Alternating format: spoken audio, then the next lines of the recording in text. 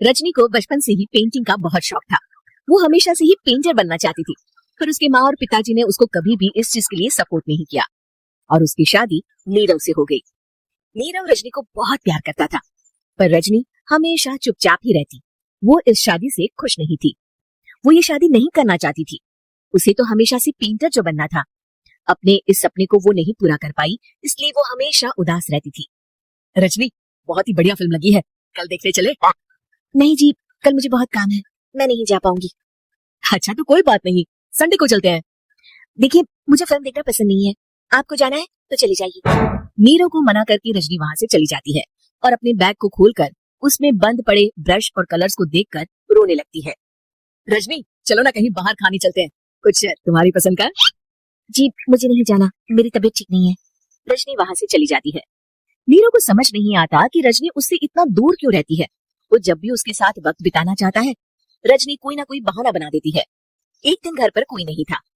रजनी घर का सारा काम जल्दी से खत्म कर लेती है।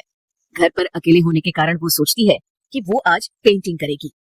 वो अपने कमरे में जाकर पेंट ब्रशेस और कलर्स निकालकर जैसे ही कलर मिक्स कर रही होती है कि दरवाजे पर बेल बज जाती है। अब कौन आ गया इस बार? इतनी मुश्किल से तो मुझे पेंट करने का मौका मिला है। रजनी दरवाजा खोलती है तो उसकी सास अपनी सहेलियों के साथ खड़ी होती है और सब घर के अंदर आ जाते हैं। अरे बहू, सबको शरबत बनाकर पिला दे, बाहर तो बड़ी गर्मी है। जी। रजनी पेंट ना कर पाने से उदास हो जाती है। उसे गुस्सा भी आ रहा होता है कि उसने इस शादी के लिए हाँ क्यों कह दी। वो रसोई में जा रही होती है कि उसकी सास उसे रोकती है। बहू, सबके खाने का भी इंतजाम कर लेना, आज का लंच तो ये सब यही करेगी। हाँ। रजनी बिना कुछ कहे रसोई में चली जाती है। सबके लिए खाना बनाती है। सब खाना खाते हैं और रजनी घड़ी देखती है कि ये सब कब जाएंगे ताकि वो अपनी पेंटिंग कर सके। जब शाम होती है तब सब चले जाते हैं अपने घर। अरे बहू, सब तेरे खाने की तो बहुत तारीफ कर रहे थे, सबको बहुत अच्छा लगा खाना। आपको मुझे सुबह बताना चाहिए था ना कि आपकी सहेलियां आ रही है। पता भी है कितना वक्त लगा सारा खाना बनाने में।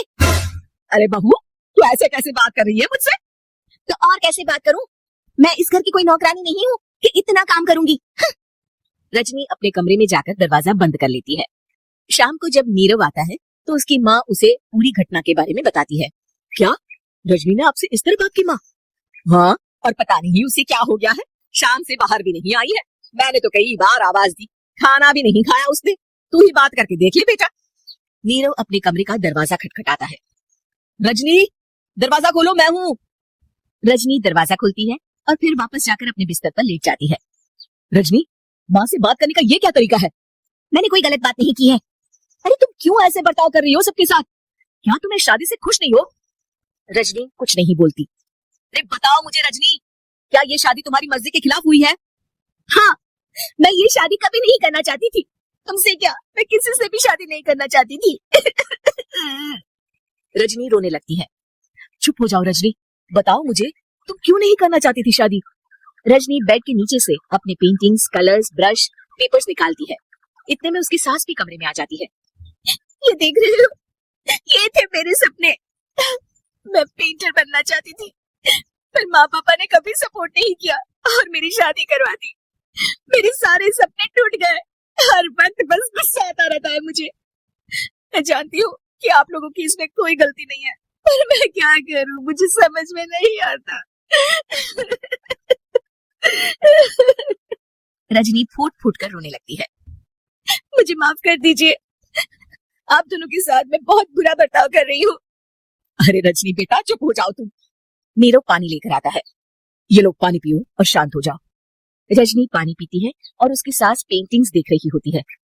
अरे नीरव, हमें तो पता ही नहीं था कि हमारी बहू कलाकार है। अरे कितनी अच्छी पेंटिंग्स बनाई है, देखो तो। ये वाली तो मैं अपने कमरे में ले जाऊंगी। आपको ये पेंटिंग्स अच्छी लगी? अच्छी नहीं, बहुत अच्छी लगी। और तुमने हमें बताया क्यों नहीं? तुम जब चाहे पेंटिंग कर सकती हो रजनी। हम तुम्हारे सपनों को पूरा करने में तुम्हारा पूरा साथ देंगे।